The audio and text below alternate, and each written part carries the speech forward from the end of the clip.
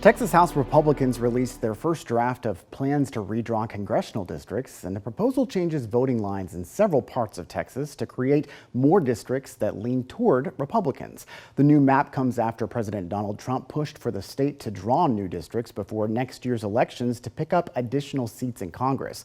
Here's what he told reporters 2 weeks ago.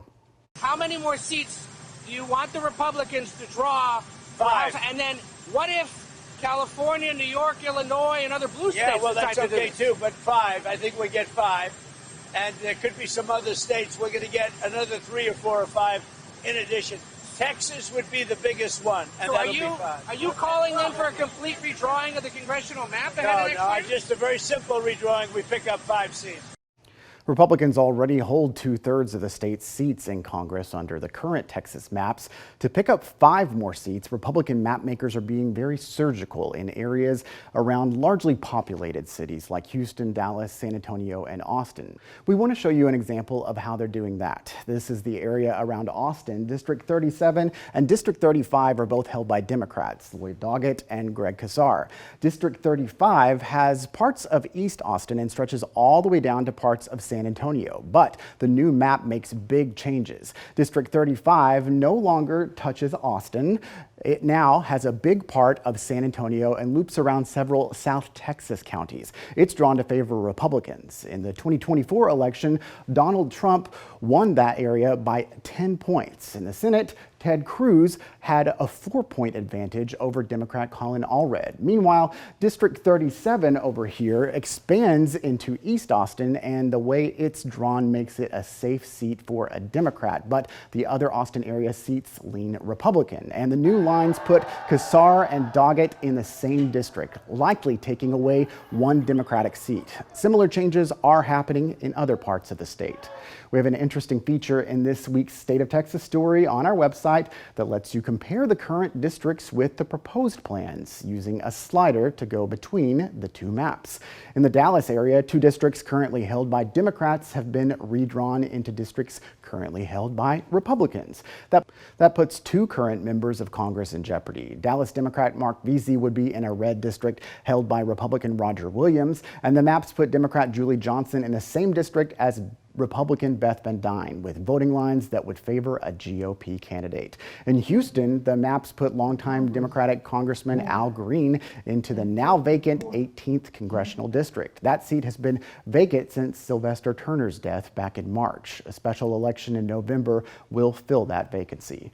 We need to make clear that these maps are not a done deal. First, they need to be approved by Texas lawmakers, and on Friday, House members held their first public hearing on the new maps. And as Capitol correspondent Dylan McKim shows us, they heard a lot of opposition to the plan. For the first time, the lawmaker who filed the proposed redistricting map speaking candidly to the public. These districts were drawn primarily using political performance. 37 of the 38 congressional districts are redrawn in Chairman Todd Hunter's plan. 5 of the districts were drawn to favor Republicans, fulfilling a demand from President Donald Trump and showcasing an ugly truth that both political parties use when in power. You can draw districts based on political performance, political partisanship. The proposed map does increase the number of districts with a majority of black or brown voters, but House Democrats argue that's misleading. But maybe what the public don't know is those percentages have been increased because there's knowledge that the lack of participation. Hunter does admit, even though data shows an advantage for Republicans, anything can happen. We have 5 partisan Republican seats.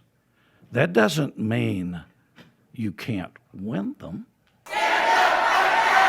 As state lawmakers debated in committee, the state's national minority delegation rallied in the rotunda with a message that what happens in Texas will cause a ripple effect around the country. So you may win this battle, but let me be clear. You are not going to win this war. In Austin, I'm Dylan McKim. Democrats do not appear to have the votes to block the redistricting plan. However, they could choose to break quorum, likely by leaving the state, so the legislature does not have enough members in attendance to pass legislation. But Republicans have passed rules that toughen penalties for House members who break quorum. Those include fines of $500 per day and even potential expulsion from the House. We asked Austin Representative Gina Hinojosa if the rules could stop Democrats from leaving the state. I won't reveal what strategy we're taking. Obviously, that would be counterproductive. But I will say that, for instance, a quorum break, that is a procedural tool that legislators have within our pocket to use to represent our constituents. Those rules, I believe, are unconstitutional under the Texas Constitution because they punish members for using what is a legislative tool. U.S. House Democratic leader Hakeem Jeffries came to Austin to meet with Texas Democrats. Reporters asked if he was pushing state legislators to break quorum to block attempts to redraw Texas's congressional map. He did not give a direct answer. Instead, he said it's up to state lawmakers to decide. All options should be on the table to protect the people of Texas. But Texas Democrats are going to be the ones to decide that. We will fight them politically. We will fight them governmentally. We will fight them in court. We will fight them in terms of winning the hearts and minds of the people of Texas and beyond. U.S. Senator John Cornyn said he believes that redistricting will be approved and courts will ultimately decide the voting districts. He was critical of Jeffries getting involved with state lawmakers. I'm sure there are not many Texans willing to be preached at by a New York liberal about how to draw congressional districts in Texas. But I think Democrats are kind of in disarray. They are talking about leaving the state and abandoning the special session, where a lot of other important issues are going to be decided too. But I think it'll all work out over the coming weeks, and then it'll be up to the courts to pass on the districts that are actually drawn. The push for redistricting in Texas could lead to other states to redraw their voting lines. California Governor Gavin Newsom is planning to work with his state's legislature to draw lines to gain more Democratic seats in an effort to offset potential Republican gains in Texas. Seeking accountability after tragedy, the push for answers continues in Texas. The questions for lawmakers and how our team is finding facts after the floods.